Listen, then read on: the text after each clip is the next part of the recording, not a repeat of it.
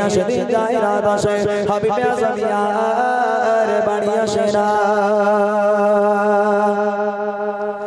একদিন দুই দিন চাচি পাঁচি ছটি সাতটি রাত দিন হয়ে যায় হাবিবে আজম আর বাড়ি আসে না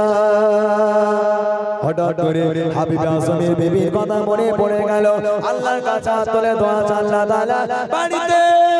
যাব কি নিয়ে যাব আল্লাহ বাড়িতে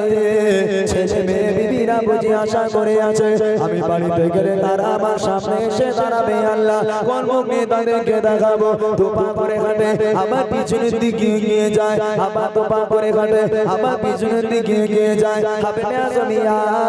আর বাড়ি যেতে পারে না বলে কোন বক্তা বলতে পারবেন আল্লাহ পাক আল্লাহ তাআলা মানুষটাকে সুস্থ রাখুক যে মানুষটা জলসা করলাম এমন কোন মুসলিম মানে আমাদের বাঙালি মুসলিম নেই যে সেই মানুষটার ভক্ত নয় আল্লাহ পাক তার কণ্ঠ এক সময় কণ্ঠ এমন ছিল আজও পর্যন্ত তিনি এখন অনেকে বুঝতে পারেনি কি বলেন ইমাম সাহেব কোন বক্তা উনি বলে না আমার দিনদার ইমানদার ভাইরা নেককার আল্লাহ ওয়ালা ভাইরা কে হ্যাঁ এইবার বুঝতে পেরেছে ওমর সিদ্দিক 500 টাকা দাও 500 টাকা দাও আমি বলেছি যে যে বলতে পারে সে 500 টাকা দেবে দাও 500 টাকা নবী মেহফিলের জন্য দাও ও ভাই তোমার তো আপেলের মতন দেখতে ভাই আল্লাহ তোমার আরো সুন্দর দেখতে দেবে দাও 500 টাকা দাও নাম লেখেন নাম ভাই নাম কি বাকবুল পরের বছর আমার বাকবুল ভাই এই মেহফিলের জন্য নবীর মেহফিলের জন্য 500 টাকা দেবে সবাই বলি মারহাবা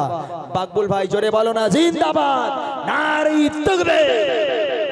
এই মাশাআল্লাহ আর কারে ধরা যায় এইরকম করে ঘাড় ধরে ধরে লিতে হবে তাছাড়া উপায় নেই ঘাড় ধরে নেবো কার নেবো সেরকম কেউ আছে মায়েরা দিচ্ছে আলহামদুলিল্লাহ ছেলেরা কাল দেবে ঠিক ঠিক ছেলেদের কাছে নিলাম নেই ছেলেরা তো কাল দেবে আমার মায়েরা তো কালকে দেবে না মায়েরা সব পর্দার মধ্যে থাকবে কাল জি জি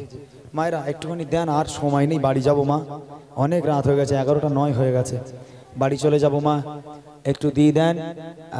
বুড়িমা গজলটা গাইবো কমিটি ভাইদের নিয়ে গজল বলে ইনশাআল্লাহ আমরা বিদায় নেব ইশকে নবী জিন্দাবাদ গাইবো লং করো